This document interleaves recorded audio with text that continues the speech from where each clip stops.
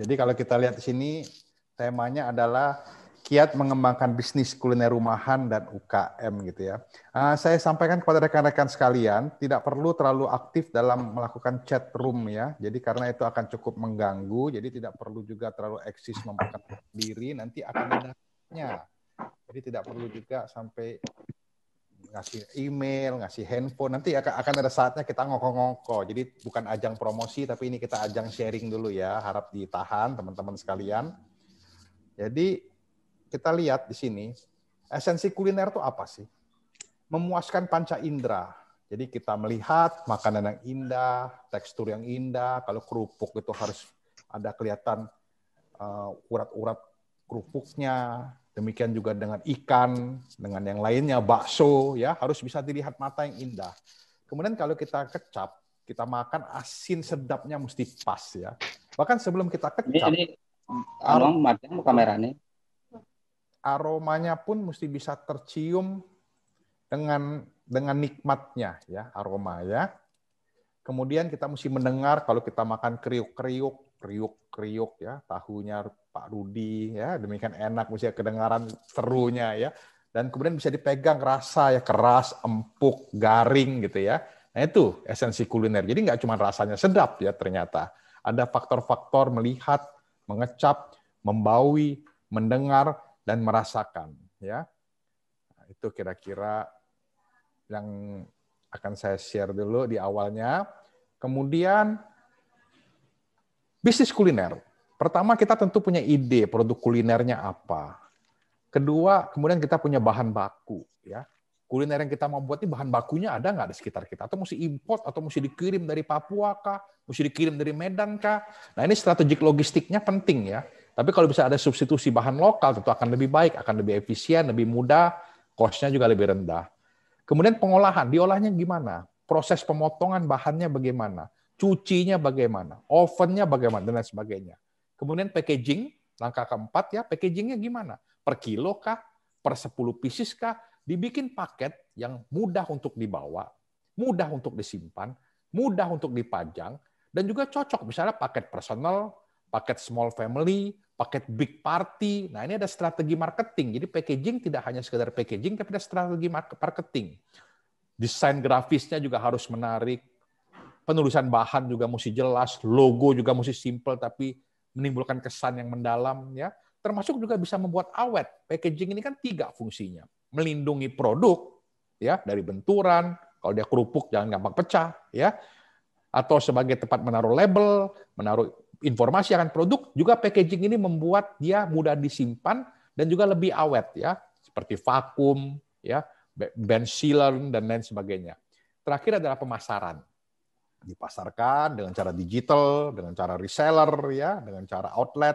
Dan terakhir adalah kita mendapatkan namanya pengaturan keuangan, ya, modal kerja dan lain sebagainya.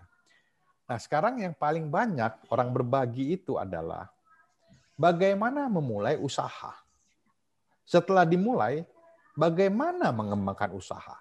Semua pelatihan yang diberikan oleh pemerintah, pusat, pemerintah daerah, coach bisnis, dan lainnya, pasti 2 ini temanya. Bagaimana memulai dan bagaimana mengembangkan. Namun demikian, saya telah ada satu hal yang terlewatkan sebenarnya. Apa yang terlewatkan? Kenapa Anda bisnis kuliner? Jadi pertanyaan ini sangat penting. Ini adalah esensi daripada semua pertanyaan. Sebelum kita tahu caranya memulai, sebelum kita tahu caranya melakukan, dan sebelum kita tahu caranya mengembangkan, kita mesti basic dulu. Kenapa kita pilih bisnis kuliner? Mengapa? Karena ini penting. Nah, banyak alasannya. Ada yang mengatakan karena penduduk kita 270 juta jiwa, yang mana ini semua adalah calon pelanggan Anda.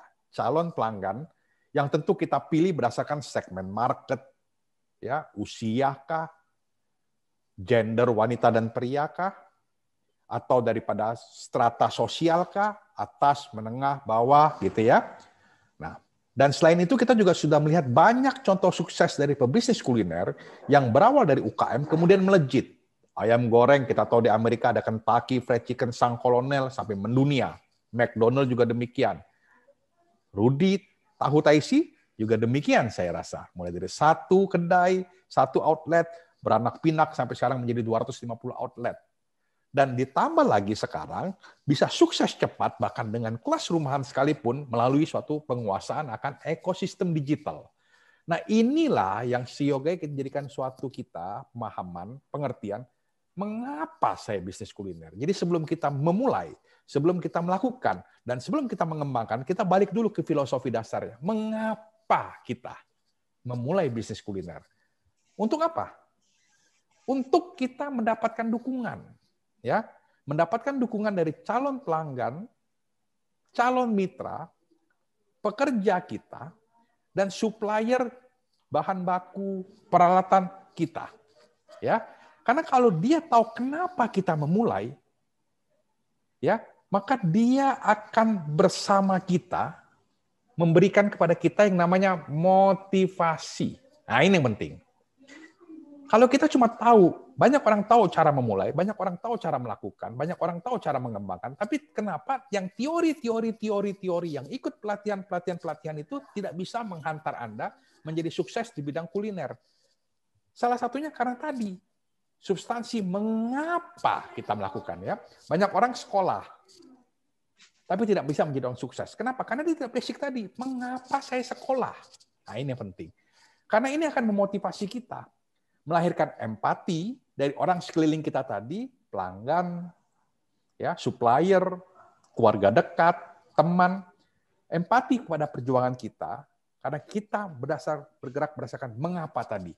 Akan timbul kemudian dari empati itu antusiasme. Semua ingin bekerja sama, semua ingin mencicip masakan kita, semua ingin mencicip kuliner kita, semua ingin kerja sama, sehingga timbul keceriaan. Dan yang kemudian adalah timbul kepercayaan atau trust. Trust dari pelanggan, ya, trust daripada mitra kerja, trust dari supplier. Makanya BKR Academy nanti akan diperagakan oleh Bu Christine. Dia akan bercerita bagaimana dia sudah mempraktekkan yang namanya berselera. Apa itu berselera? BKR bisnis kuliner rumahan yang berselera, bersih, sehat, lezat, ramah lingkungan, dan aman. Bu Christine udah bikin videonya, sehingga dengan Bu Christine tadi mengatakan bahwa mengapa Bu Christine berbisnis kuliner? Karena dia tadi ingin menyajikan, memuaskan panca indera dari sang konsumen.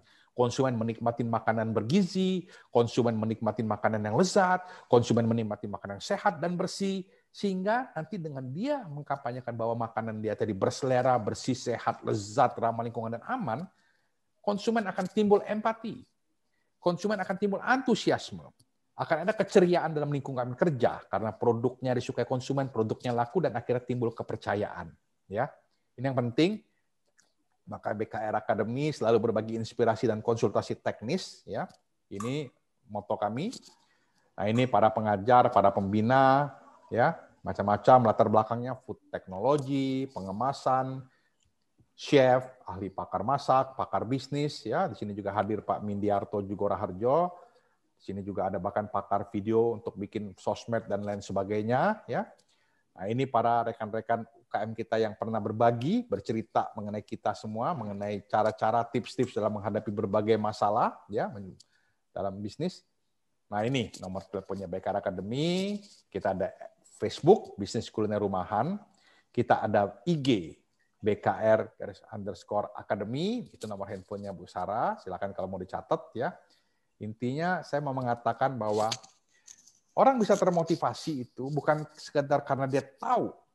Banyak orang belajar, banyak orang ikut pelatihan, ikut Zoom kiri, Zoom kanan, Zoom atas, Zoom bawah. Sampai katanya enak ikut Zoom. Kenapa nggak maju? Karena kita mesti balik ke basic pertanyaan paling besar. Mengapa saya mau berbisnis kuliner? Tadi, potensinya besar, 270 juta rakyat Indonesia mesti makan 3-4 kali sehari. Ya.